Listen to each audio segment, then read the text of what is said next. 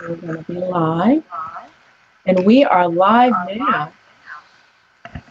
I see there's a little bit of feedback, but that's okay. We'll try to work around it. Let's see. Okay, so we're live. Just want to give it a few moments just to give time for people to come into the chat room. Yeah. Are you there, Priestess Sekhmet? I'm here. Okay. All right. Oh, I see we have 2 viewers on. Hello. Yeah, I got a little bit of feedback. Oh, I think I'm not sure what it is. All right. All right. Can you still hear me? I can hear you great. Remember you turned YouTube on. I don't know if that's your YouTube. Yeah, no, I have that off. I do have that off. All right. Welcome, Sonia. We have Sonia joining us. All right. Greetings. All right, so I'm going to go ahead and bring in the chimes and welcome everyone into the sacred space. For those of you out there in the audience, if there is a lot of feedback, please do let me know. All right. So welcome, everyone. Let's take a nice, deep, centering breath to welcome us into this sacred space.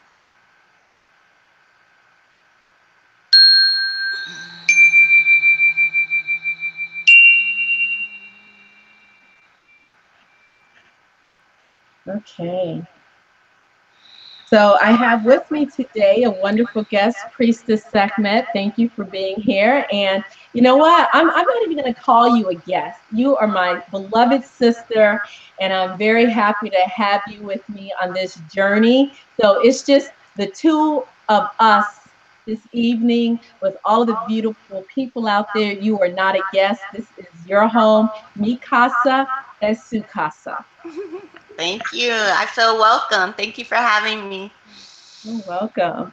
And for those of you who are unfamiliar with Priestess Sekhmet, there is a video in the archives where I had her on maybe about 3 weeks ago or so, a very wonderful video.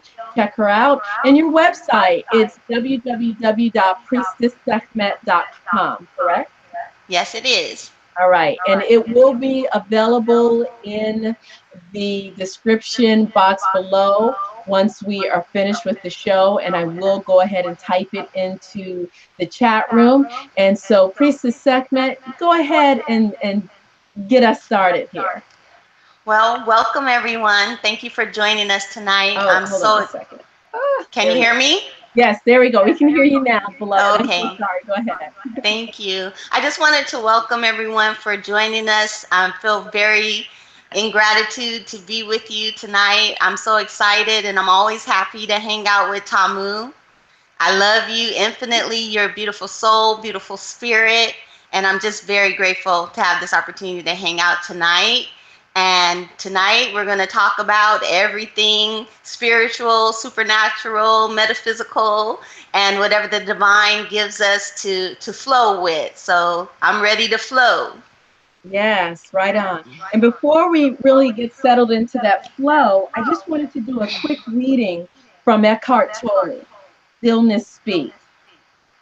Because, you know, my biggest mission in life is always to try to encourage people that we have within us everything that we need to, you know, navigate this world, navigate this life, navigate ourselves. And the way to connect with that navigation and, you know, that part of the divine that we are is by sitting in meditation and sitting in stillness.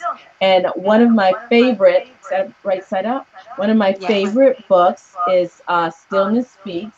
And I have a little segment that I'd like to read from him. Nice. So let's see. The human condition, lost in thought. Most people spend their entire life imprisoned within the confines of their own thoughts. They never go beyond a narrow, mind-made, personalized sense of self that is conditioned by the past.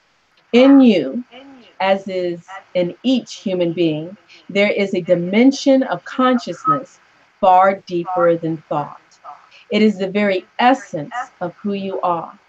We may call it presence, awareness, the unconditional consciousness. In the ancient teachings, it is the Christ within or your Buddha nature. Finding that dimension frees you and the world from the suffering you inflict on yourself and others when the mind made little me is all you know and runs your life. Love, joy, creative expansion, and lasting inner peace cannot come into your life except through that unconditioned dimension of consciousness.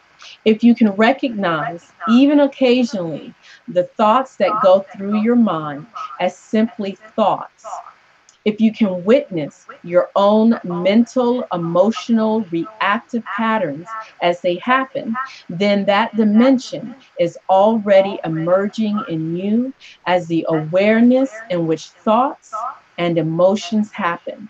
The timeless inner space in which the content of your life unfolds. Peace. Nice. That's Yeah. perfect. Perfect. So what does that speak to you? Like what do you get from that when you hear that? You know, when I hear that, when I read that, what comes to my mind is as we go about our day, there's tons of thoughts that are constantly streaming through our mind, judging whatever situation that we're in, whatever is going on.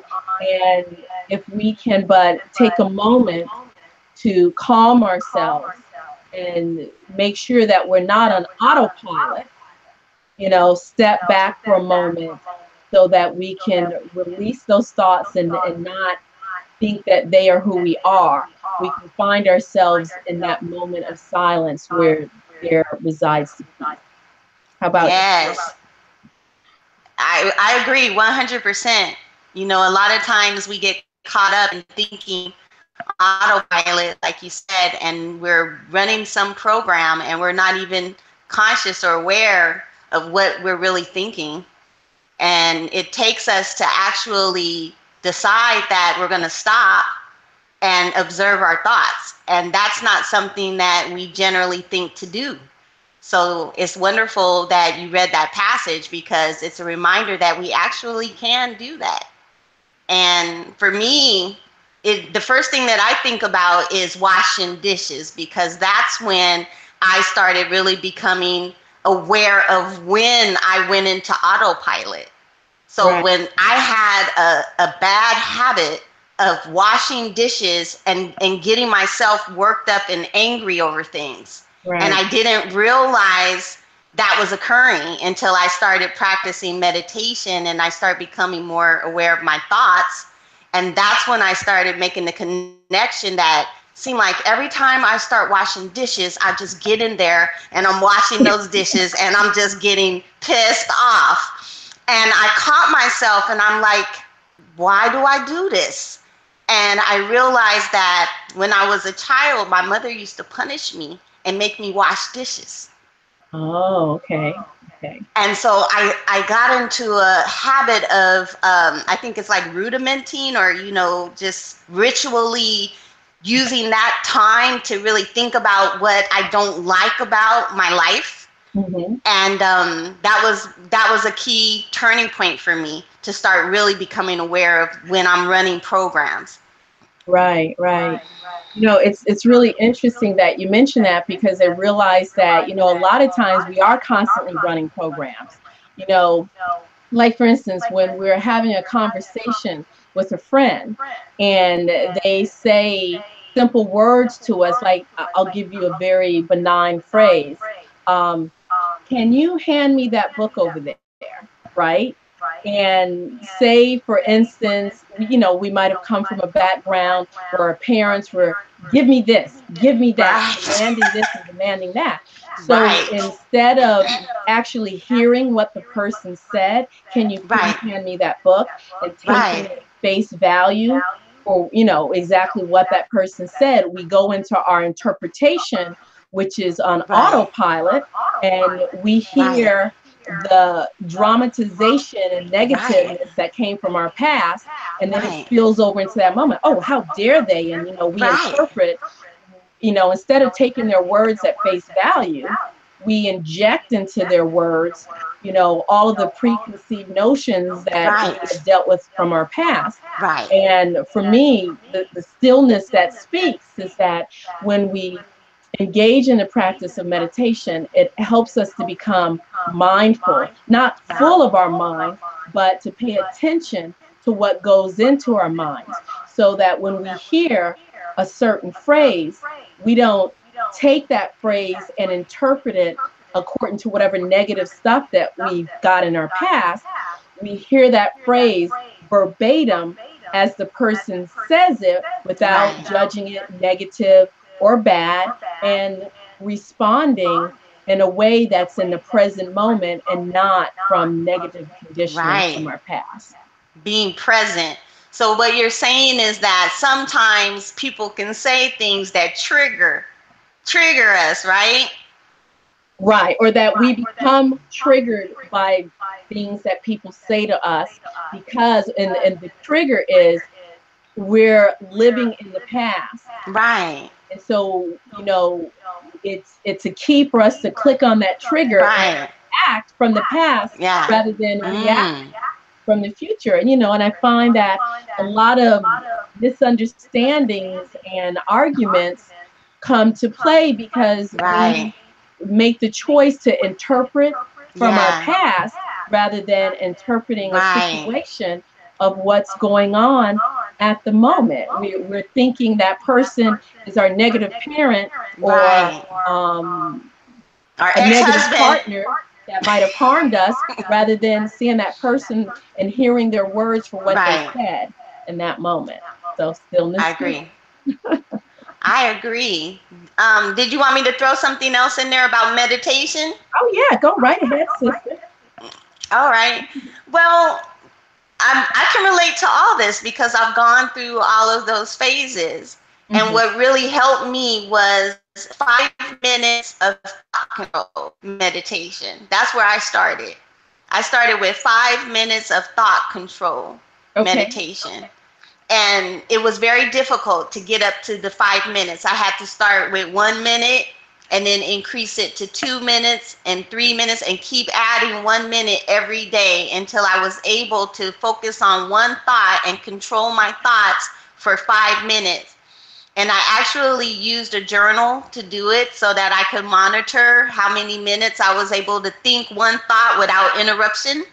Oh And wow. I didn't start over just because I was interrupted. What I did is I observed my thoughts and I realized, oh, it took me about 10 seconds to deviate from the thought I'm supposed to be thinking. Like I might be just thinking, I might be looking at a candle and I'm just thinking flame.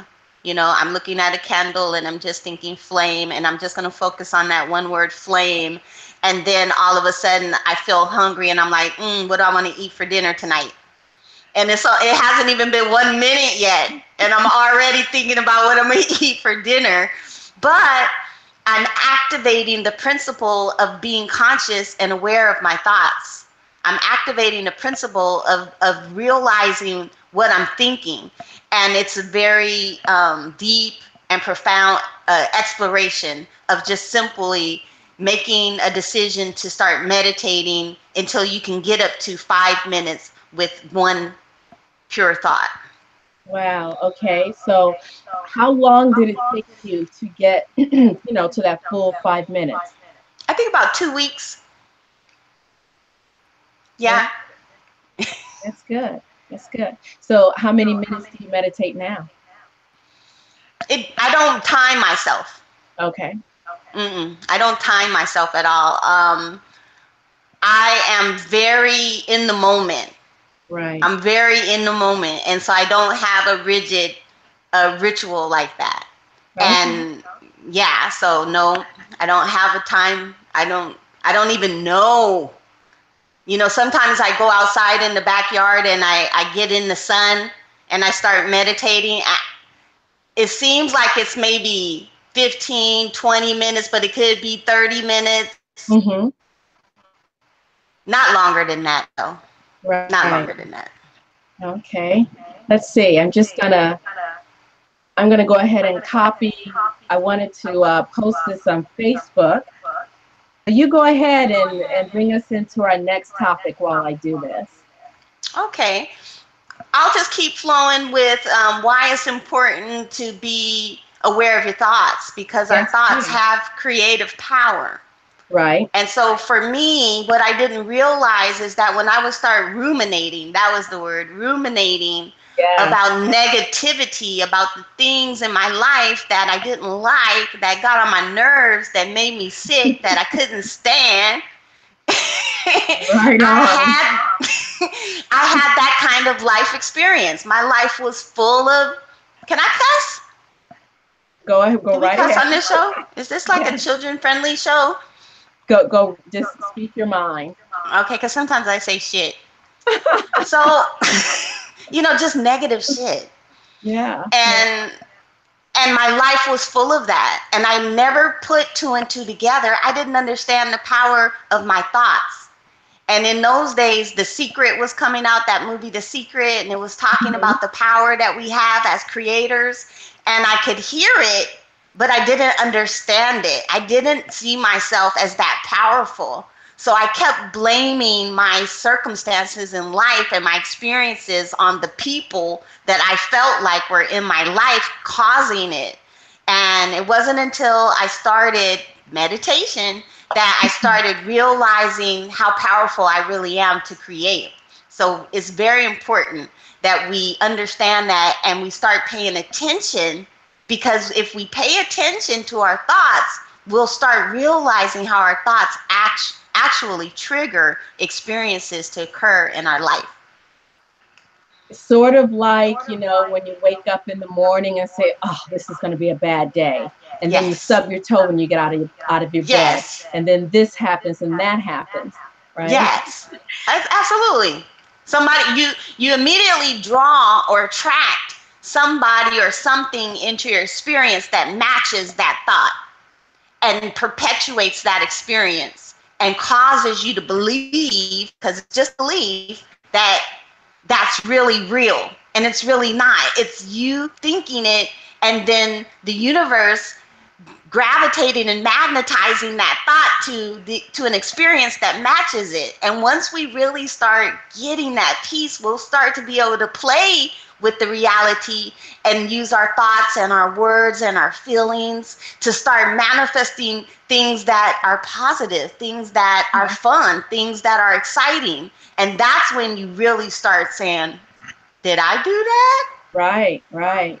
And you know what else comes into my mind is, scientists, the physicists have determined that if you're doing an experiment, you have to like sort of leave the room, because actually the person performing the experiment can inadvertently, because of their presence, because of what Yes. they're thinking, can Yes. make the outcome of the experiment sort of change how the outcome Yes, is going to be, they can simply affect the through their change right, right. through their energy. Right through, and it also reminds me, I never forgot this. I remember, 9/11, that fateful day, 9/11, when the trade towers went down. I remember, I don't know if it was in New York or New Jersey, but the lottery numbers that day, the three winning numbers for whatever particular type of lottery it was 9/11. Never forgot. Whoa. Wow. I missed that one. Yeah, I can't remember if it was New York or if it was New Jersey, which is right next to New Yeah. York. And so I'm just thinking that everyone's emotions especially in the United States. I mean, I can still remember where I was when the towers went down. And I can just Mm-hmm. imagine everyone's emotions are heightened. And so not only is it September 11th, but Right. emergency, crisis, who do you call in an emergency or crisis? You call 911. So just Exactly. imagine the power of so many people thinking, call 911, or actually dialing 911. And those are the numbers that came up in the lottery that night. That's powerful. And there's a new numerological vibration and energy with that, or frequency with that, with those numbers as well. But I won't get into numerology right now because we're talking about Oh, I don't mind. how. Well, I think that this is great. I think that we also need to take into consideration the power of our own presence, Yes. because we do affect the world around us. I would like to say that these are little experiments that we can do to test our own power, to test our own ability to affect change and create realities in our experience by paying attention, and then also understanding that we carry a certain frequency, we carry a certain energy and vibration that radiates out, that people can feel. Yeah. Yeah. And speaking, maybe would this be a good time to bring my Ankh in, talking about Yes, radiation and yes, vibration? yes. So at Alien Con, which is where I was this past weekend, I came across a stand. Let me put my glasses on so I can actually read the card and tell you who's okay. So I met this gentleman named Steve Swain, and Francesca Vitali, and they own Sedona Oregon Vortex. Oregon, I think that's how you pronounce it, right? Oregon? I thought it was Oregon, but it's probably Oregon. Okay, Oregon Vortex. Well, I think there is one energy called Orgon, and then there is this Orgone. I don't know, Orgonite. So Yeah, whatever. Oregonite. Doesn't matter. But so this is their card, Sedona Vortex. Wow, Sedona good for Oregon. them.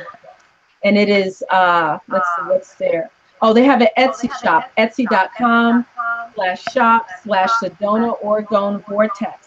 And I Okay, came across this beautiful ankh. love it. And it Show the really, side, show the yeah, profile. Look at how thick it is. it's I would say it's almost a half, no, it is a half Put an inch. It's put your hand, your palm behind it so you can see. Oh, yeah, it's big. Yeah, it is a half an inch thick, and it is in, they call it like an organic polyester resin. I love it. And I have the card, because I asked his partner to write down all of the crystals that are in it. And there is green calcite, peridot, garnet, shungite, rhodesite, selenite, and copper. And there's also gold flecks, and there is a brass scarab with the Isis wings, Yeah, and copper rock. I I would would use use that. that. So, this is my first ankh that I've ever I had. I love think I it. might have had a little tiny one years ago. I don't even remember. Yeah, there's some copper flecks back there. So I figured, Yeah. Priestess Sekhmet, I see you're wearing an ankh. Can you talk to us a little bit about ankhs and why they're important and what you can do with them? Well, they say that the Ankh symbolizes the creative powers of nature. It symbolizes the womb, the the um, the vagina and the penis, if you want to put it that way. The sexual energies. So it's symbolic of that. But for me, it's also symbolic of the created being. So it kind of looks like a person. Mm. It has the head, the body, and the arms or the limbs. And so it's also symbolic of us. We are the masculine and the feminine combined into one being. And it's also the symbol for life. It's the key to life.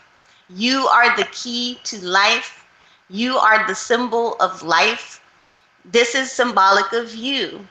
And it is a gateway, it is a vortex, it is a portal, and you can use it to go into deeper levels of consciousness within your own self. It's a symbol to remind us of who we are, the power that we possess, the potential that we have. And it's a beautiful symbol for that our ancestors gave us. I keep seeing that ankh like right here on the Okay. head. I would lay down in my meditation and I would just get really relaxed and I would put that on my head and I would just let my mind send me to a certain point of focus. And whatever comes to my mind at that moment, I would just get really relaxed and I would just allow it to come through. And I guarantee something beautiful and transformative will take place. Okay, very great.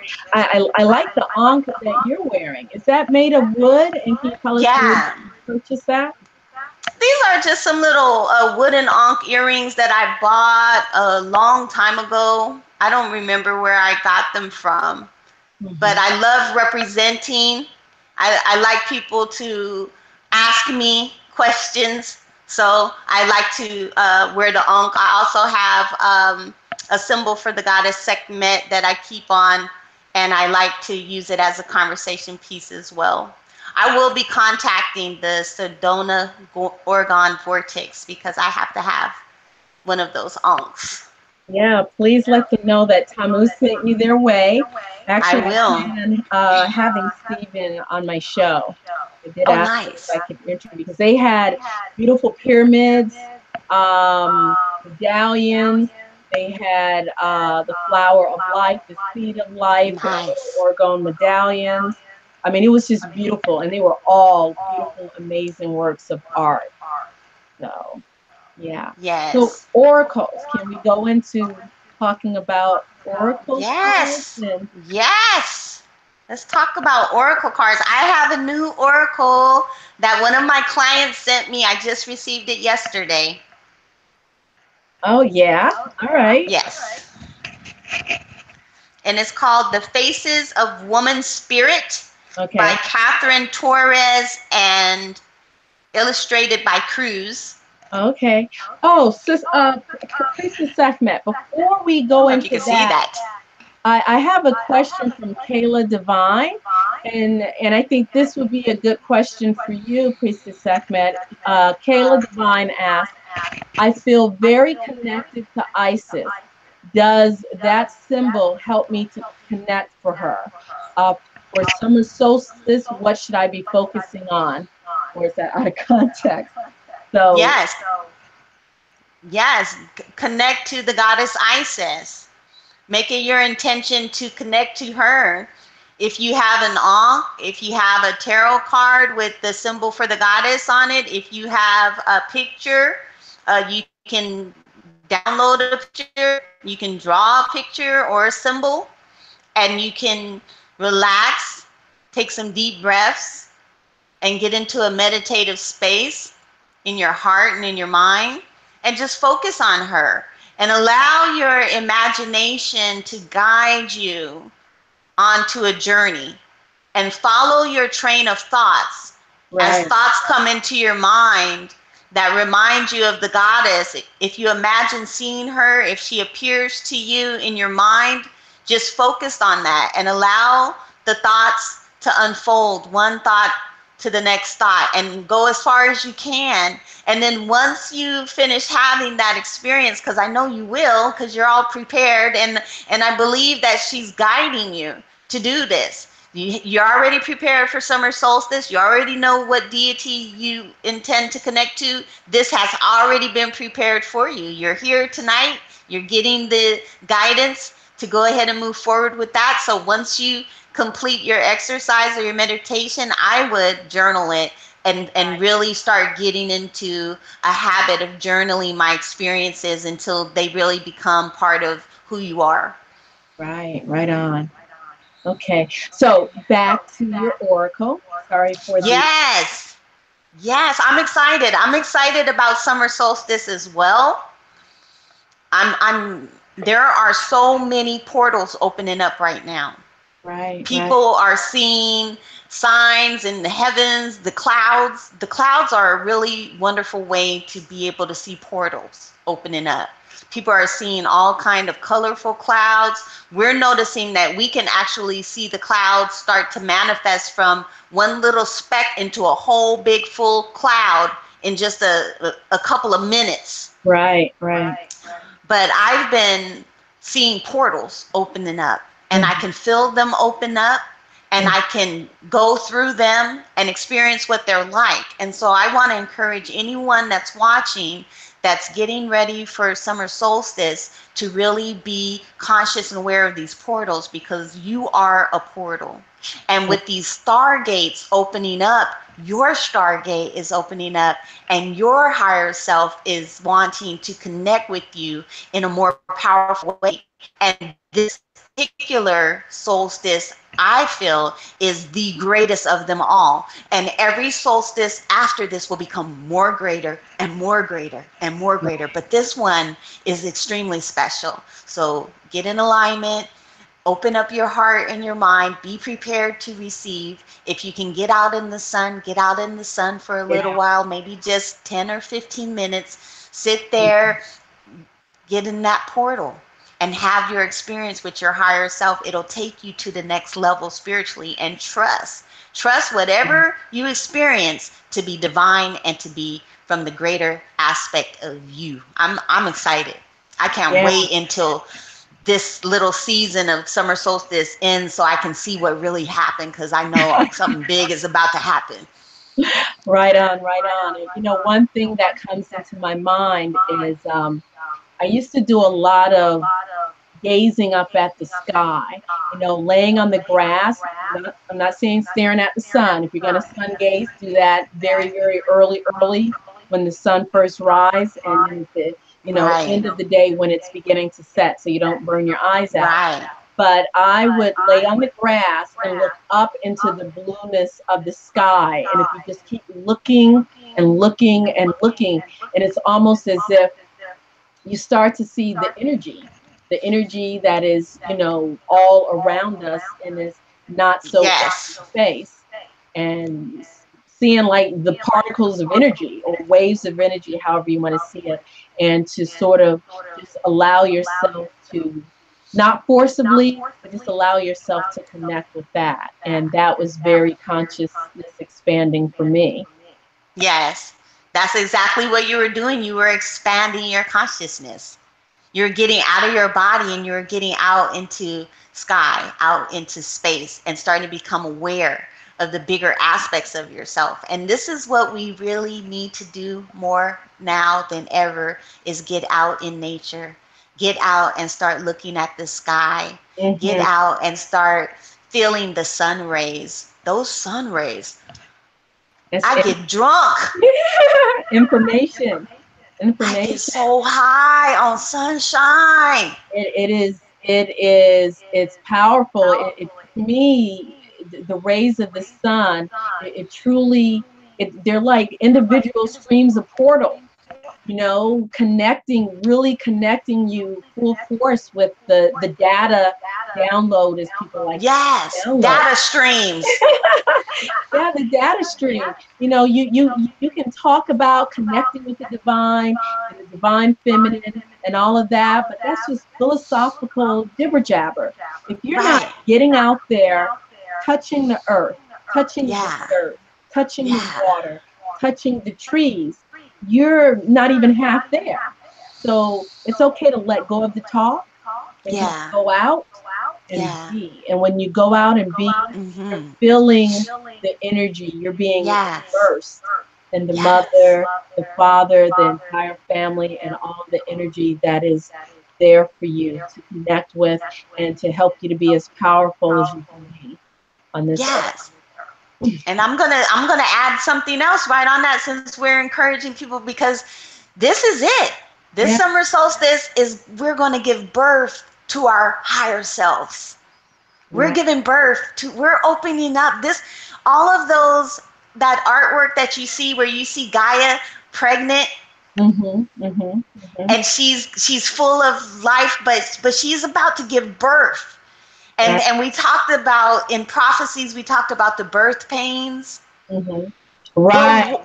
what were those birth pains going to bring forth?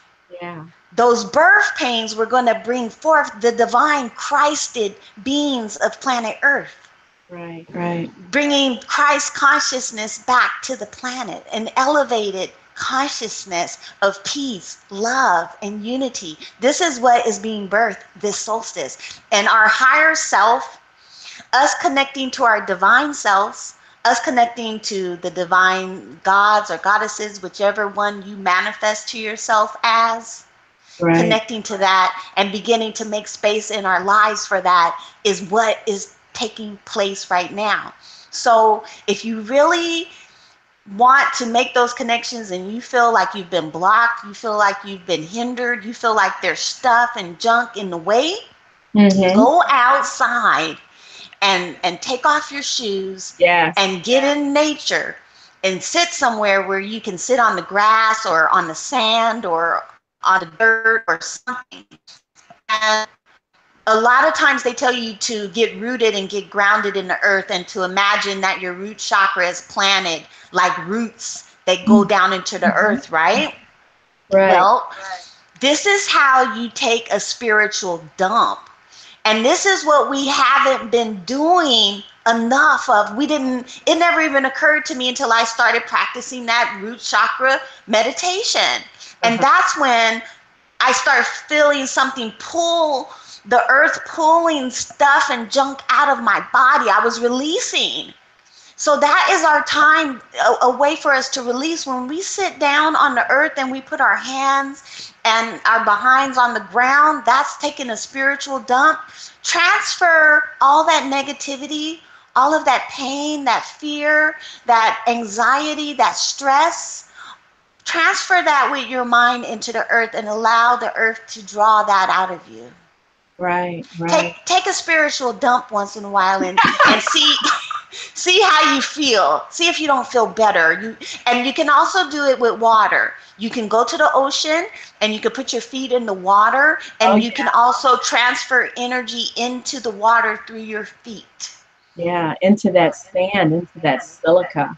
You could, yes, you could do it in the sand. Very nurturing.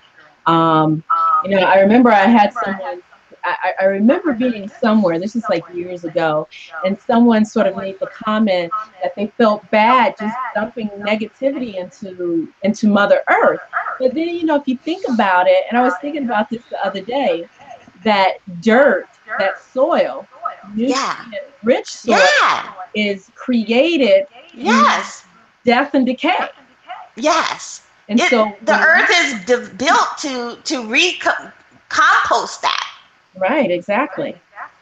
And if we're staying indoors all day, keeping our feet completely shodded up all day in socks and tights and boots and this or that, and never allowing our feet to touch the ground, the dirt, the grass, we're doing Right. ourselves an extreme um, disservice, and not, and not just metaphysically, but mentally, but really mentally. If we don't allow ourselves to touch the earth, so that the earth can give us those negative ions, which are healing, we're holding Yes. on to a lot of excess baggage and crap that we just do not need and does not serve us.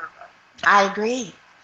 I think this is it. I think a lot of people are going to start, you're going to start seeing people all over the world just sitting on the ground, putting their feet in the water, laying in the sunshine, just relaxing. What are we so busy doing, Tamu? What are we so busy doing?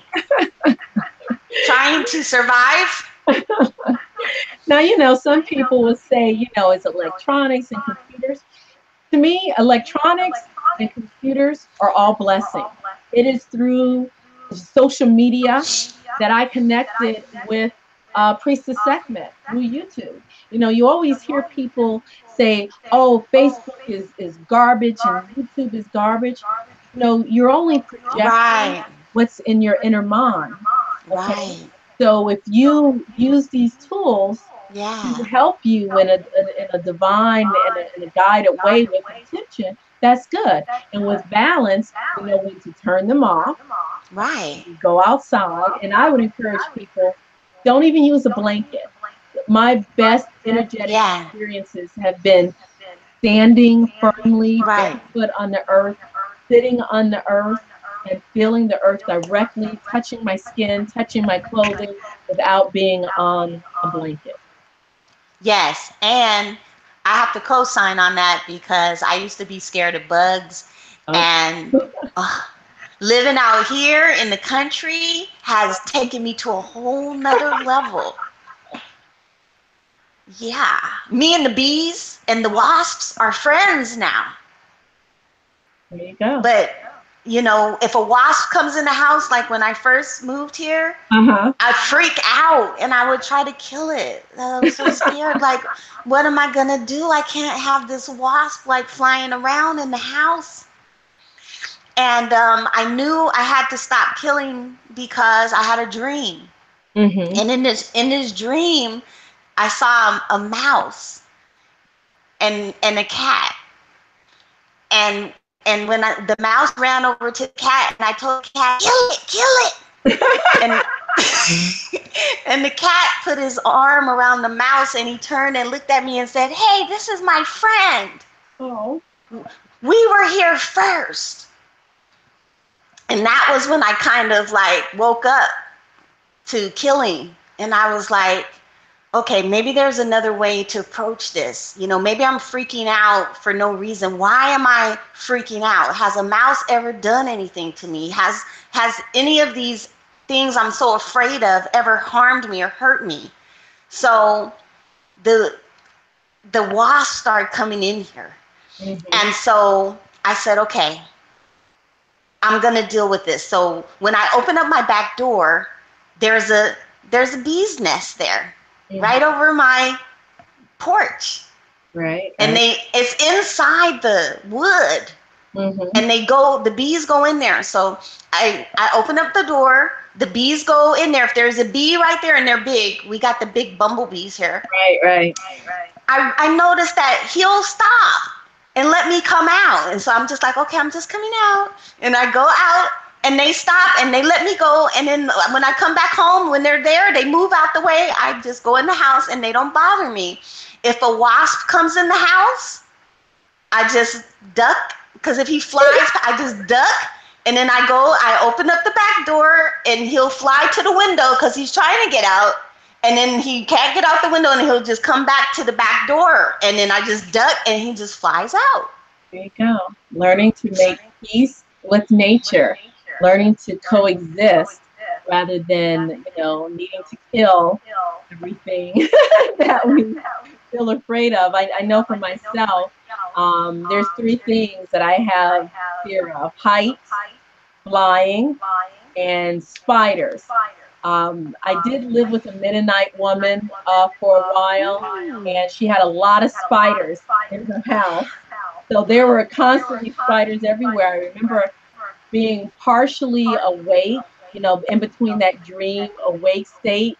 And I just imagined this gigantic tarantula descending down on top of me, and I Right. remember screaming. But I tell you what, by the time I moved out of her house, Right. I'm not so afraid anymore. I mean, I still get a little eked out, but I remember this was about 8 years ago. I moved into a new apartment, and the first night I was there, I get into bed and lay down, and right over in the corner to the left, straight ahead, was a big hairy spider about this big. Not Harry. It was hairy, it was big, and it was at least 2.5 inches in diameter. And I looked at that spider and I said out loud, okay, spider, you stay over there. I'm going to stay over here. In the morning, you better be gone. And that was it. When I woke Wow. up, and the 7 years of me living in that place, I never saw a spider that big again. Now, I saw little My ones, goodness. but not that big. It was huge. And I was very pleasantly proud of myself that I did not like. I don't know what's more interesting. You You. going to Going to sleep with sleep that with that spider spider? in the room? Or you living with a Mennonite for 7 years? No, no, no. I only stayed with her just for a couple months. Oh, okay. Now, 7 years. I missed where you were for the 7 years. oh, in the apartment, Oh, into where the spider was. And the okay. spider was there the first night, and the entire 7 years I was there, I never saw one that large again. So Wow. it never came back. Good for you. It's like, you're here, okay, lady, we'll see you later. So anyway, I know we digress. We did. Whatever. So you go ahead and bring out your oracle, and I'm going to go Okay. ahead and get my Isis oracle, and we can get to that too, since Kayla Divine mentioned Isis. Go ahead. Yes. And this is another goddess oracle. Uh-huh. So it's called The Faces of Woman Spirit, Okay. a Celtic oracle of Avalon. So for everyone out there that has ancestors from the Celtic, Druid, dragon, fairy, all of that kind of energy, you'll love this. And it's full of cards that represent the goddess. So I'm just going to show you. You just said Avalon. This little rock Yes. is from Glastonbury. This Oh, rock nice. sent to me from a lady. She's American, and she married a British guy, and he lives in Glastonbury. And so when she was sending Wow. me the deck of cards, I said, could you please send me a little stone from Glastonbury? And a Nice. piece of a tree, and this is what she And a twig. Nice. So I have it up here. Wow. That is so beautiful, Tamu. And this one is from Scotland. One of my children's Nice. art teachers gave me this stone. So I have all around the world represented here. But anyway, hold that card back up. Nice. Okay, well, first card I'm going to show you is the Woman Spirit card. Okay. Can you see it? Beautiful. Yeah, that's beautiful. Now, this is the card that I pulled for us. Okay. I see it says a dove, but I can't read what the words say in the card. Yeah, there's a dove on the face, and it looks like the face, it's just like an angelic face. Mm-hmm. And it's the Woman Spirit card. And that just stands for the Mother Goddess. Right, right. The Divine Mother Goddess of all. I wanted to show you also they have all the planets. All the planets shown as yeah, I see. As goddesses. This is Mars. Now, tell me the name of the deck again. I want to put it into the search engine and bring it up, some of the images too. The Faces of Woman Spirit. Faces of Woman Spirit. Oracle of Avalon. Yes, Celtic Oracle. Okay. This is Urania. Beautiful. And you see that like electricity? Yeah. That symbolizes Uranus, and Uranus is in Taurus right now, making its effect felt, its presence felt. You might be full of lots of inspiring ideas and creative ideas. You want to make things, create things. This is the Maiden of the Present card. And this, to me, this looks like Mariah Carey. I think the Maiden of the Present. They said, we want to find someone that represents the present. Let's do Mariah because she's a real goddess. Yeah. Does that look like are Mariah? those cards?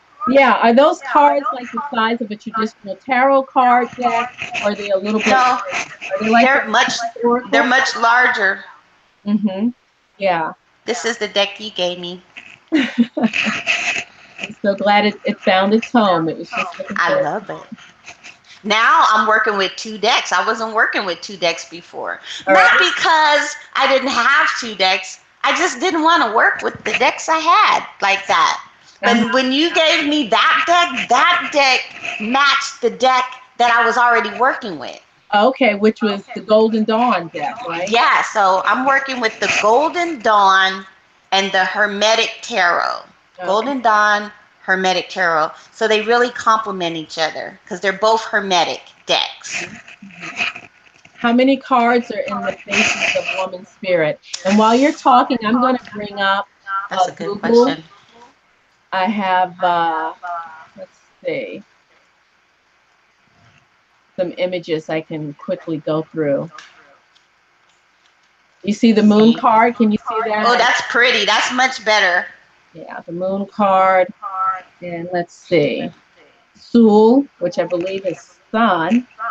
I'm not sure. Hawthorne. Haute.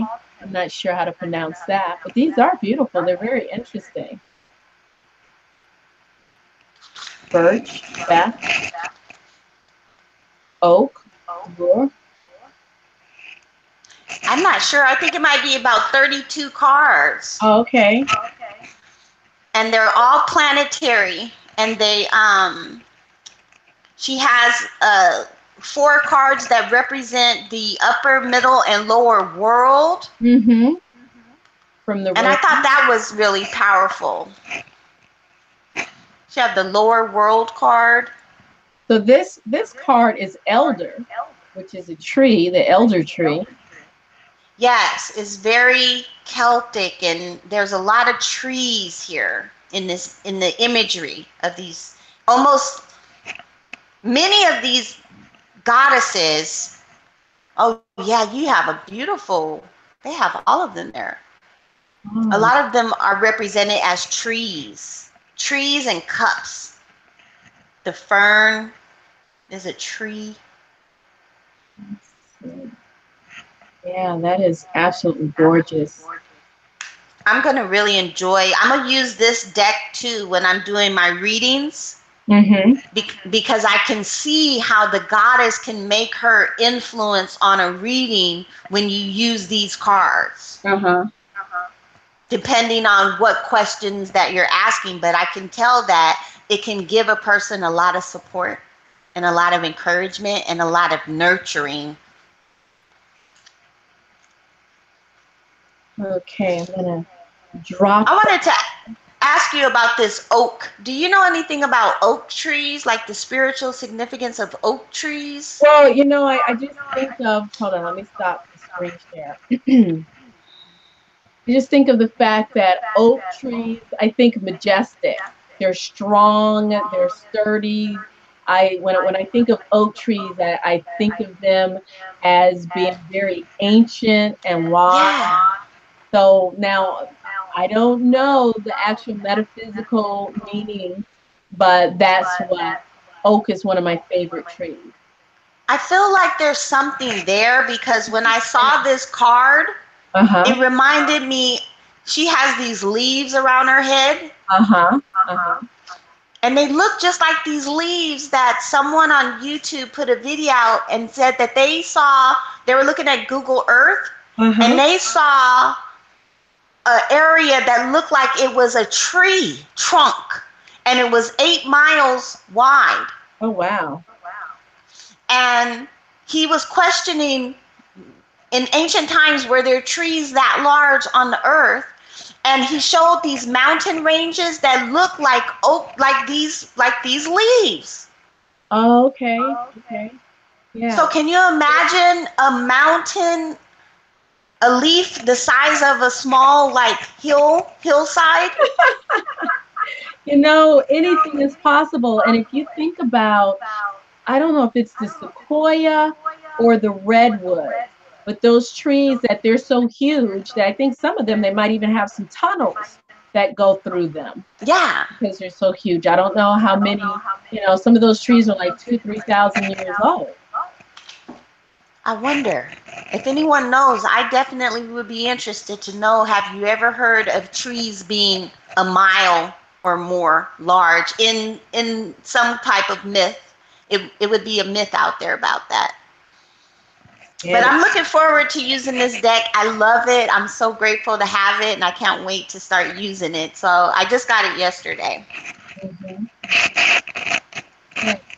So I know that Kayla, do you mind talking about the deck that brought us together, well, along with Sekhmet, which is the Isis Oracle, because I know Yes. Kayla had asked a couple of questions, and I thought maybe it would be great to talk a little bit about your experience with the Isis Oracle. Yes. Yes. Yes. So here's the Isis Oracle deck.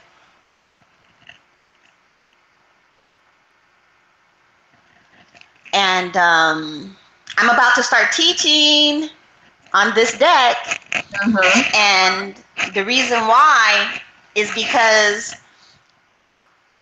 she put some really good cosmic universal type of philosophy in her teachings with Isis.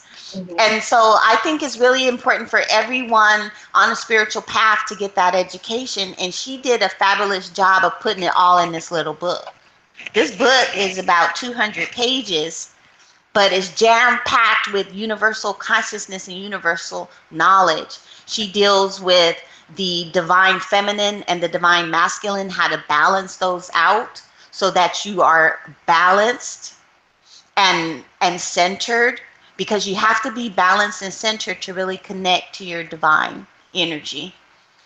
She talks about how to use ritual to in your meditations, because ritual really is a meditation within itself. So if people are not used to doing ritual, this is an awesome book to get to begin learning how to practice very simple rituals. The ritual that I did was probably the carnelian, carnelian card, Temple of Carnelian. You Mm-hmm. want me to share about that meditation? Oh, yes, definitely. Definitely. Okay. So, for instance,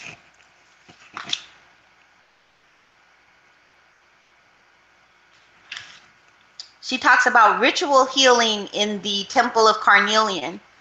If you have pieces of carnelian crystal, jewelry with carnelian, or even orange, red, or brown colored cloth, crystals, clothing, or candles, you may like to bring them into your sacred space for this healing. Once you've created your warm ritual space, sit comfortably with your spine in an upright position and close your eyes, taking your breath and your awareness deep into your belly.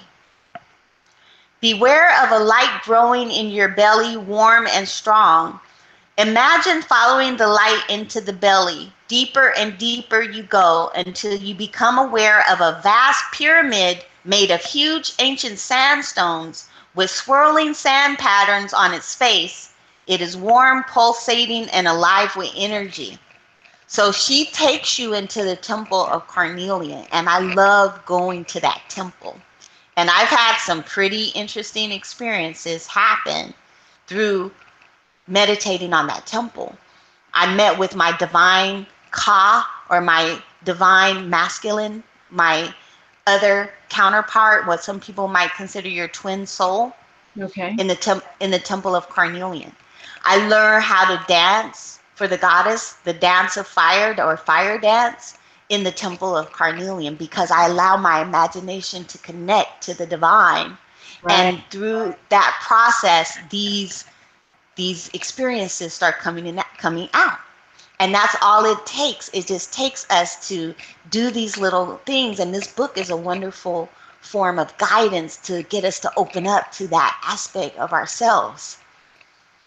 Would you say that the Isis Oracle sort of boosted, jumpstart, push forward your spiritual practice? Yes, it did. I didn't have a formal system before I started using the Isis Oracle deck, but I was organically putting things together. So I attracted the book into my life Right. because I was already in tune and being guided, but I didn't have that information because no one was teaching me or telling me anything. I was just in tune and just following the ancestors as they were communicating with me. But for a long time, it was not ritual. It was all intuitive. And I didn't have any inclination to do ritual until I started doing this. And so the little bit of ritual that I had been doing before, it really did evolve. But what really happened to me is that I connected with the goddess Sekhmet. So the Yeah. same way that some of us are trying to connect with the goddess Isis or with any goddess that we might Oshun, different aspects of the divine feminine goddess, Kuan Yin, whatever you feel called to, by going into these meditations and by working with oracles is a Mhm. big part of it. You don't really want to, you want to be, I don't want to say this the wrong way. Oracles really help you because they don't just open up that gateway and send you out into that universe unprepared. It does give you some structure and give you a philosophy and give you some protection, some guidance in that. So I really do suggest working with the oracles. But for me, I really connected to the goddess in a real way, Mhm. in Mhm. a real way. And that's when I started realizing that I was much bigger than what I thought I was. I knew that I was bigger, but I didn't really know it until I made that connection. It's like sticking a cord in a socket and getting that electrical current coming in, and you're like, woo, that's power. Right. Like I made a real connection to something very powerful here. Right. Kayla Divine Channel, she says in response, I have also had experiences with my divine master, Isis. So amazing. I'm so grateful to be here in this moment with you all. I definitely am getting that deck. And Kendall, and I believe Kendall is a guy, he says, I will have to pick up the Isis Oracle deck as well. It will be my first deck to purchase. So thanks for the confirmation. Hi, Kendall. Yes, yes. And I love seeing men work with the deck. I can't wait until we get this order of Sekhmet going so we can start getting more of these men involved. Yes, and that was going to be my next thing to bring up because Priestess Sekhmet, you mentioned Temple of Carnelian, and as I look at the card, you can see the beloved Mother Sekhmet and her Yes, this right there in the background. And I yes. know that, I don't know how, as I mentioned to you before, I don't know how I came across your video, Sekhmet, and I was just like so profoundly stunned. You know, as I mentioned to you before, for at least the probably last 3 years, I about 3 years ago, I started feeling called towards Sekhmet. I remember it was even one time the background of my Facebook page up at the top had an image of Sekhmet, Wow. met, and I had heard of her being, you know, the energy, the goddess of healing as well as destruction. So, can you tell us a little bit about how you connect with Sekhmet and this organization? You know, I don't even know, maybe organization is not the right word, but tell us about the order of Sekhmet that you are Yes. inaugurating. Yeah, you know, I was meditating quite a bit before I started using the Isis Oracle deck. I just didn't have like a practice. Hmm. And in my meditations, I started journeying and I had these experiences where I started going down into the earth. And I was meeting in a circle of ascended masters that I recognized to be myself and my mother and other aspects of myself. And everyone was cloaked, so I couldn't see who was who in there. And it's such a intense moment of realization that it's hard. You're getting impressions and it's challenging. It's not like watching a movie, but it's like receiving energy and impressions and understandings and realizations. So I started realizing that my mother, who passed away, was an ascended master or even an archangel, if you want to put it in those categories, and that she came down here to do a certain work genetically that I'm also continuing to repair our family bloodline to assist our ancestors and descendants to go back to source, to come back to their true divine self, and to work through all of the blocks and distortions that we've created in our experience along the way of returning back. And so my mother and I have already gone through that process, and we have cellular memory on why we're here, and we're working to continue that work.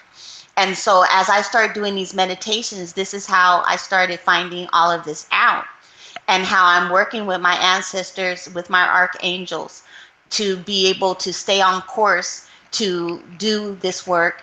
And I was shown this order, which is a mystery school order. And in the beginning, it was shown to me as the blue lotus. And it was shown to me how the divine is a self-created entity, really. How it's like the Immaculate Conception, that we don't really have a creator the way that we think of, that we actually create ourselves, that we're self-creating.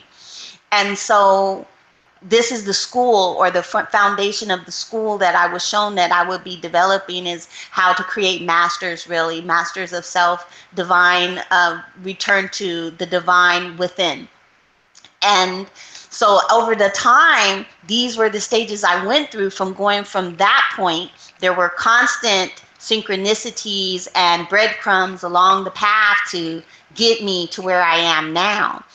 And so now with Sekhmet coming in, now she's showing me the order and how it's really going to come together. And I've been meditating and connecting to her in deeper ways by meditating in the sun. So if you want to connect with Sekhmet, you can connect to her any kind of way. But right now, especially getting out in the sun and just meditating and letting the sun rays flow over you, you're in a portal immediately. And as soon as you call on Sekhmet, or you focus on Sekhmet, in her way, she'll begin to manifest or communicate herself to you. Because just like that flower of life, Sekhmet is a consciousness grid.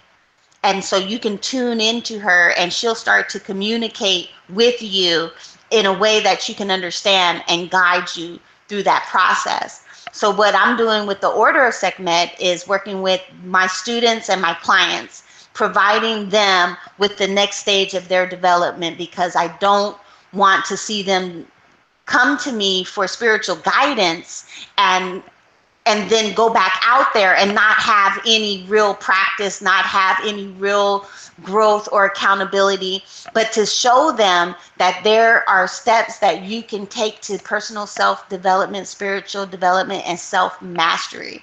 And so that's what the order is about. We're going to start with teaching the Isis Oracle deck so that people can really start having their own practice. You don't need anyone to really guide you or hold your hand on. You can do this. And this is what I'm doing through the Order of Sekhmet, is showing people that they can be their own guide, their own source, tune into their own divine power, and start creating the divine, powerful being that they truly are. Right on, right on. And I'm a big believer in not only that we have everything within us that we need, it is all within us. I'm also a believer in community, Right. that, as much as we need to do our own individual work, our own going within, it is also important for us to connect with what is considered other, which is also a reflection of who we are. And with that said, I decided to join the Order of Sekhmet because I really have a deep respect for Priestess Sekhmet and what she is doing. And I want to be there with her along on this journey. Absolutely. So where can people go to find out how to sign up for the Order of Sekhmet or find more information? It's right in my shop. If you go to priestesssekhmet.com, I have an online store there, and it's right in there. You just click on the Order of Sekhmet, or you can go to priestesssekhmet.com/order dash of dash Sekhmet. But just just go to my website. It's in the store. It's only, you'll see it. There you go. There you go. All right. Let's see. Where are we going to go to next?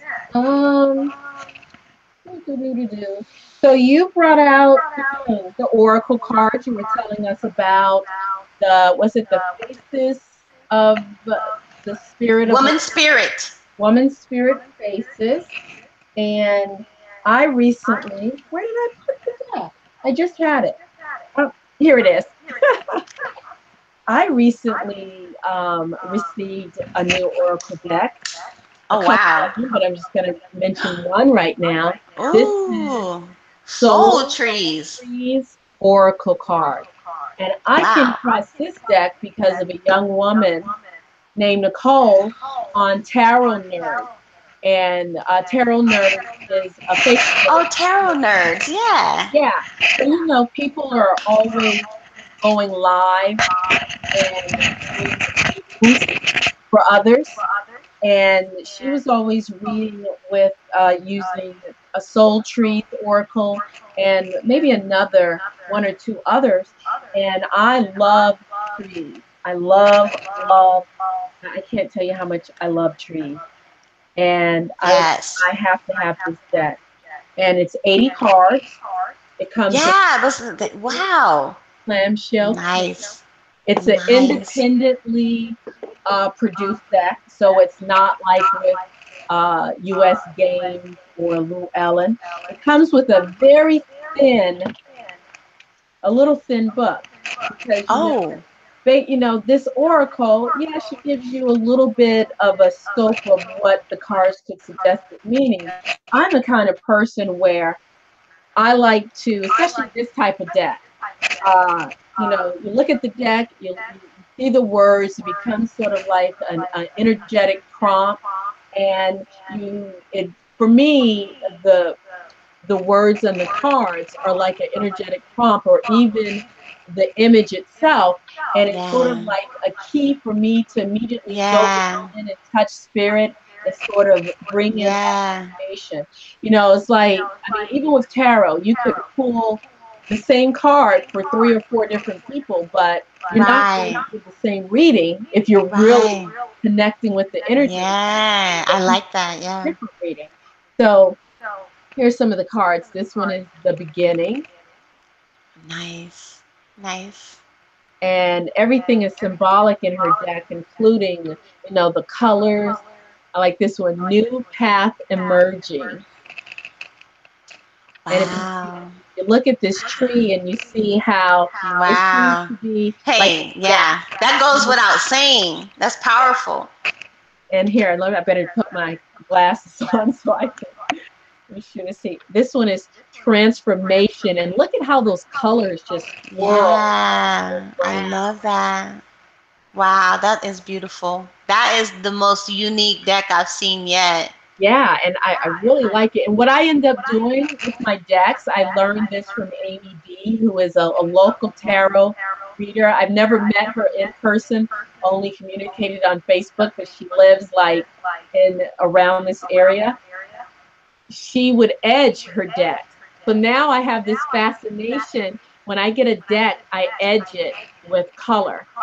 Oh, wow. Now, mind you, it's almost impossible to edge a deck and not get a little bit of paint on the card. So you have to be okay with that. Yeah. And the way I decided to look at it as me edging the deck is part of me participating in the creation of the deck. So I put my energy in it so that this deck is not exactly like Priestess Sekhmet's deck. Because it Wow. has my energy, so I put the gold paint on the edge, Nice. and it takes a lot of time. And of course, there's a little bit of gold right there in the corner. Like some of the decks, if they're really glossy, you can immediately wipe some of the paint off. But you just get over. I don't know if Yeah. you can see. There's some gold. I don't. There it is. You can see that there's a little bit of gold up in the corner. But I like to edge my deck. So the other day, the other night, no, actually I edged this deck before I went away to Alien Con. And I didn't completely separate it before it dried. So when I came back last night, I was going through the deck and pulling some of them apart, and some of the cards kind of at the bottom stuck to the other card, and it ripped Right. off. And I decided to transform my disappointment in it ripping off. I said, you know what, I'm going to do, and Sterling just came on. Greetings, Sterling, in Osaka. Hi, Sterling. In Japan, they have this tradition where if pottery is cracked, you don't have to necessarily throw it away. This is for people who are into the old style of making authentic Japanese pottery. If the pottery cracks, instead of throwing away what you might consider a defective piece, you take Right. gold. You take gold and fill in the cracks of the pottery, right? Mm. So I took my silver. Let's see, I don't know if I can see any of the cards where I can show you, but wherever there was a little bit of white space because it kind of ripped on the card, I just took my silver paint and smeared it into that space, which making that card a unique work of my own art. So I encourage people to get into the practice of edging their decks. Here you go. Oh no, did we lose Priestess Sekhmet? Are you still there? Okay, I think we lost her, but hopefully we will get her back. Let's see, hold on. Let me see if I might need to bring her back into the chat room. So if everyone can hold on just a moment. I'm going to send her another copy. There we go. Let's see. I'm going to bring her back in. There we go. You know, these things happen. Technical difficulties. All right, there we go. How are we doing over in the chat room, guys? All right. So let me go ahead and send her an email to invite her back. And then as we wait for her, hopefully she's able to make it back in. As we wait for Priestess Sekhmet, I will, let's see.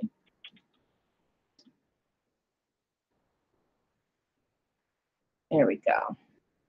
I will go ahead and finish showing you guys this amazing Oracle deck. Okay, so I didn't realize that we had such a bad, let's see, are we still there? Let's see, Priestess Sekhmet, if you're there, you might need to close out and then come back in. So while we wait for her, I will continue to show you some of the cards. So this is an 80 card deck. Oh, there she is.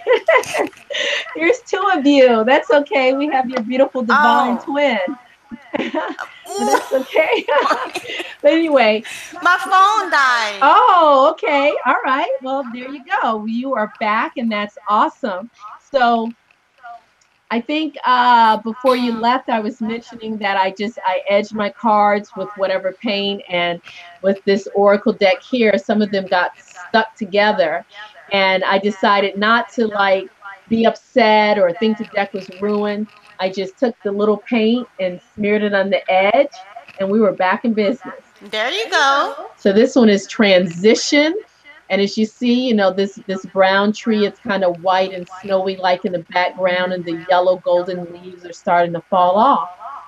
Yeah. It's a transition. It's a powerful deck. It's very beautiful. This is Unique Gifts. Beautiful. Like this, if you look up at the tree, there are no leaves or flowers on the trees, but down at the ground, there are beautiful flowers sprouting up out of the ground. You know, there's so many beautiful prompts in this card that can trigger different Right. energies into you, different messages to come out. Compassion. I like the use of green and pink in this one. So I'll just show you. Well, when I When I think think about about that, that, I I see see you you in in your your ministry ministry. using those cards. Do you use those cards when you're counseling? Oh yeah, when I work with clients, I always pull out the cards and give them a reading. Now, this deck I haven't used yet because I just received it, but I definitely plan to. I like this trust card. Look at this tree. It is so many different colors, so many different directions, but it's okay. Trust. You're Yes. called to trust the process anyway, Yes. even if it's not Trust. shaping up into the way that you think it should be. Trust that process. And these, let's see, here is the Rider Waite deck, just to give you an idea of the size. So this is the traditional Rider Waite, and it's the same size. Okay. The same size. And it's very good cardstock. It's very kind of sturdy. And I'll just show you just a few more of the trees. Integration. Nice. Nice. This is balance. Nice. Very good energies to work with. Yeah, I love this card. Emerging. How about that one? Nice. That's beautiful. I love those trees. Oh my goodness, they're so enchanting. Look at that. Initiative, that Wow, spark, that initiative. fire. Yeah, got a little bit of fire in there. This one is allow. Allow. And Good.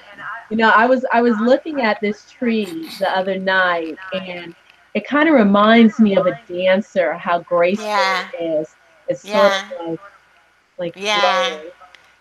Yeah, you gotta allow, just blend with the energy. Yeah. So what other oracles you work with? So you have Isis Oracle and you have Faces of the Women's Spirit. Those are the two that you're working with? Yes, I work with the ancient Egyptian oracle, Oh, okay. which Okay. and and we kind of I showed you that before. It's an oracle board, so it's a little different than the Hmm. cards. But you have this too. I Right. And discovered that that you one, have this too. right. And that one, I'm trying to figure out where mine is. Maybe I can, oh, I have so many books. Oh, here it is. I stood up and it was right next to me. This one, unfortunately, is out of print. But if you're lucky and you really Everyone search, is finding it. People keep coming to me telling me they found it on eBay. I love working with the Egyptian oracle. It puts me right in connection with the primordial deities and also ancestors. People that come to me, they have ancestors that have passed on, and they want to know if their ancestors want to communicate a message to them, and they always do. Your ancestors are always with you. They love you, they support you, they're always sending you messages. They're always encouraging you and setting up opportunities for you to stay on your path and to live your best life and to make the most of your experience on earth. And I just feel like right now to encourage you to understand that you do have meaning here, that you do have purpose here, and that there's so much for you to experience within yourself being here. And to get into allowing, get into trusting, get into, just being and having your experience here, because you being here and you being you is enough. right, right on. And the ancestors, that's what they're about. The ancestors know this now because they've crossed over and they are connected to themselves. We go through this process of disconnect and we have these lessons and these experiences and these periods of growth and transformation and change. And they have already realized that. And so they're always with us, working with us to help us to realize. And so this is what I love about working with the Egyptian oracle. It's a very correctional type of energy. Working with ancient Kemet, ancient Egypt, our ancestors were very much about knowledge of self, knowledge about who we are as divine beings and powerful creators as gods. So there's a very distinct kind of difference with when you're working with Egyptian oracle.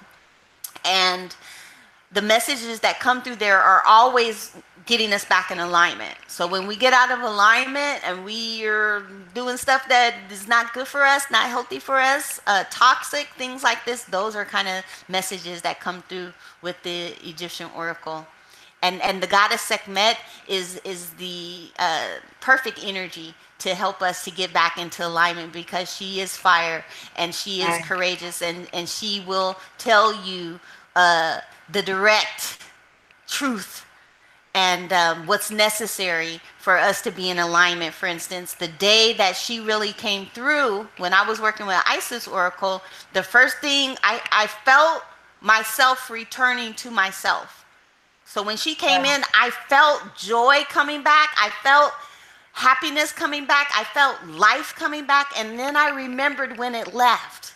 Because it left me. When I was little, I knew who I was. I was Sekhmet, but then people were telling me, that I shouldn't be myself, that I should be more like they think I should be. So I should be more demure, and I should be more gentle, and I should be more quiet, and I shouldn't be so bold, and I shouldn't be so strong, and I shouldn't be so powerful, and I'm overwhelming. And so when she came through, because all of that discouragement was in there, the first thing she said is, "Girl, breathe. You're not breathing." And she taught me how to breathe, and she got me back into alignment, and she started teaching me how to stand up straight. Yes. How to walk with my feet flat and firm on the earth, because I was walking on the sides of my feet. I had these calluses on the sides because I would walk not steady. So this is the kind of messages that you get when you're dealing with Sekhmet's energy. She never comes through as someone that wants to abuse you or dominate you or control you or destroy you or anything like that. Those are distortions that we went through when we were unconscious and disconnected and wanting to connect to the goddess and not knowing how. So we took what we knew about the power and then we used it in a distorted fashion. So she knows what to do with her fire. She knows how to use her energy. But when it comes to us connecting to her, she's always going to come through with something. If there's something there that needs to be cleansed, that needs to be purged, that needs to be removed so that we can get into alignment, those are the kind of messages that Sekhmet will bring. And so I love that combination, working with the Egyptian oracle, and that's why I've been working with it for so long, and I don't never see myself stop working. It does the job. I don't need a lot of oracles. It does the job. And then the Isis oracle combined with that, it gives it a nice compliment, because after you finish whooping everybody into shape, then you can bring in Isis, which is a different kind of energy. I see Isis more as a sister energy. Now, some people see her as mother, and that's fine, because she can be your mother's star, because she represents the star Sirius. And so a lot of us have experience with the star Sirius.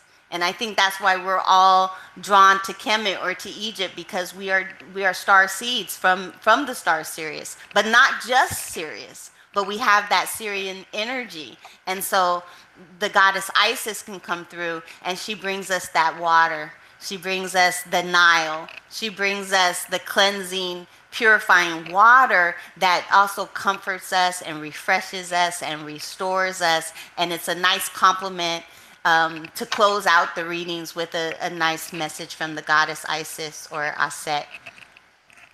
So that's what I do. And then I do the Hermetic Tarot. I love this because this this deck, it has a lot of traditional symbolic archetypes in it, and correspondences dealing with colors and Mm-hmm. dealing with symbols. So it's a lot bolder than the Rider Waite deck. Like for instance, here you have the Three of Swords card, and it And which stands deck is for. that again, Priestess Sekhmet? What deck is that? This is the Golden Dawn Tarot. Okay, okay, This okay. is the Golden Dawn, and this is by Chick. What's his name? Chick Is that Cicero? Cicero. I can never say that name, Cicero. The Chick Golden Dawn Cicero. Tarot. Okay. Yeah. So if I was going to be in an order, in somebody's order, I would probably have been in the Golden Dawn order. Mm-hmm.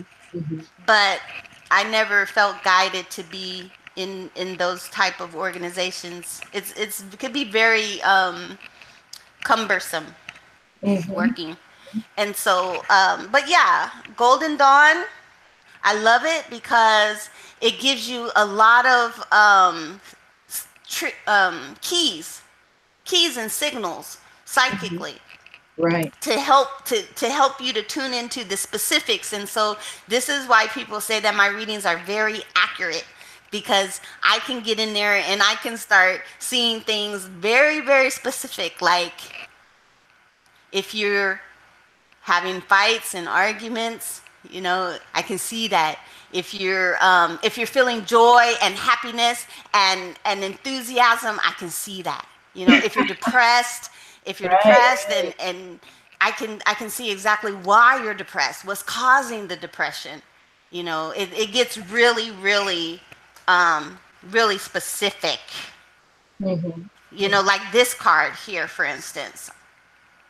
After working with these cards for so many years, these characters start developing certain personalities, and I start having this broad range of character from certain cards. So Right. this guy right here, I can tell you all about this guy based on all the readings that I've done where he showed up, Yeah. and the symbols and the colors in this card are so striking, and they just really do trigger those memories because they're very archetypal.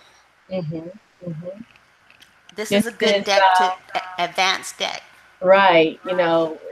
Speaking of color and all of that, it just reminded me of my guests, Janet and Stuart Swartlow. It's all about tone and color and archetype, the Yes. vibration and all of that.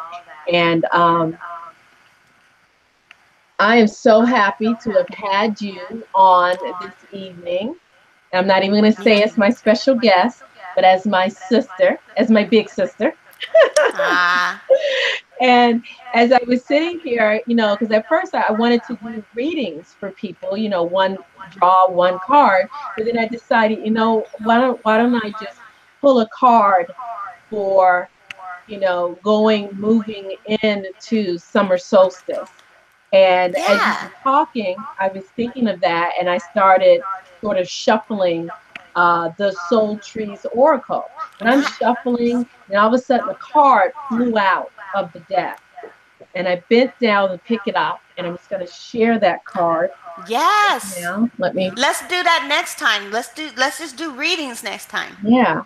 So the card that came out is the first chakra root card. Root. The What's root it chakra. called? The root Is it chakra. just called So, root chakra? yeah, first chakra root. First chakra. Yeah. So this is Love the root it. chakra, which I think Wow. personally really leads into what we were originally Yeah. talking Yeah. about getting out in nature and Getting out connecting with nature. the earth and, Connecting to the earth. digging deep into the earth and Digging deep allowing in the there. earth to, draw out of us all Draw that out. we no longer Yeah. need to recharge us. So tell me your thoughts on this as well, Priestess Sekhmet, as I host Just part of. release the fear. Release the fear, release the worry, release anything that you feel is instability in your life. Hmm. Ground into trusting that you're provided for, that you have everything that you need.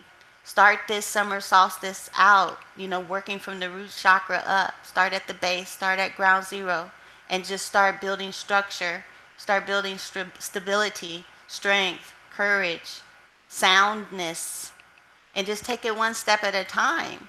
Just one Right. little step. Just the first root. Just start there. This is a time of new beginnings, starting from the ground up, and your life is a canvas, and you can start creating your own masterpiece, starting from the root up.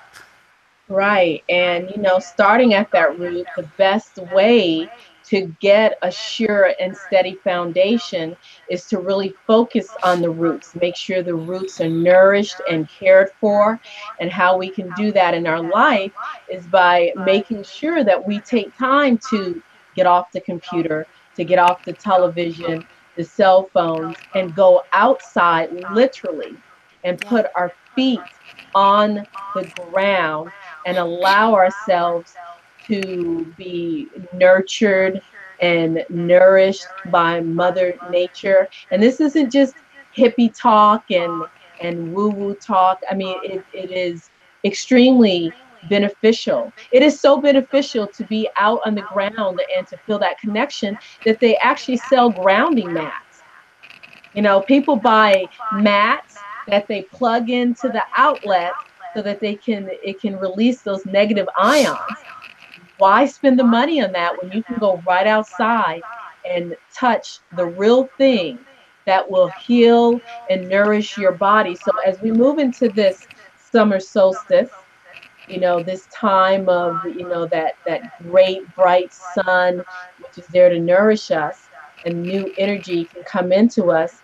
Really take time to get out there and mentally, not just figuratively or metaphorically speaking, but literally put your feet on the ground Yeah. and connect with your root chakra. You'll feel it. The energy is so high right now. You just spend a good 15, 20 minutes at least out there and just relax and breathe. Just focus on your breath. Just take some deep, relaxing breaths, and just feel the earth. You're going to feel power. You're going to feel a difference. It's not going to be like it used to be where we go out there and we go through the motions and maybe something happened. No, something is going to happen. You're going to feel the earth. Yeah. That Kilauea, that's the root chakra. That's it's the energy is explosive right now. And all you have to do is just plug in. Plug it in, plug it in. Okay. Well, Priestess Sekhmet, my beloved sister, thank you so much for Thank being you. here. And I am your host. I am Tamu Ngina, Priestess of Self. And Yes. I invite you to check out the description box below. We're going to have the description box below. We'll have the links to my website, Facebook page, and I will also have the links to Priestess Sekhmet's website and Facebook Thank page. you. So I like to thank everyone for being here this evening, for joining us, for Thank bringing in you. your energy. And before we leave this segment, Priestess Sekhmet had mentioned about my flower of life that I have in the background. So I just want to give a shout out to Elizabeth Ruth, who is owner of BigLizConjure.com, BigLizConjure.com. She makes these beautiful little plates. This one is made of wood. It's very thin and it has that on there so you can create your own Wow. crystal grids. I So love that's where that. you can find that. And so let's take a nice, deep, centering breath and take a moment to remember our ancestors and to remember all those who have transitioned before us.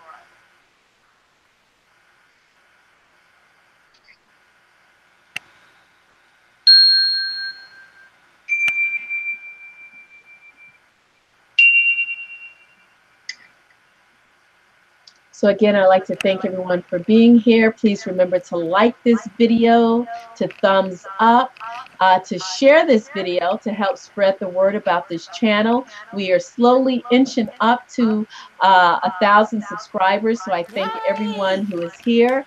And please feel free to share this channel on your social media and click the subscribe button and hit the notification bell. I will continue to have interviews with people. I have a wonderful lineup coming up. I met some amazing people at Alien Con, and I have at least one of them who is a fascinating gentleman with amazing research and spiritual practice. He will be on in July. I don't want to make any announcements of names just yet, but we do have, some lineups coming. And as we bring this to a close, I'd like to bless you with peace and great bliss. And thank you for being here. And thank you, Priestess Sekhmet. Thank you. Much love.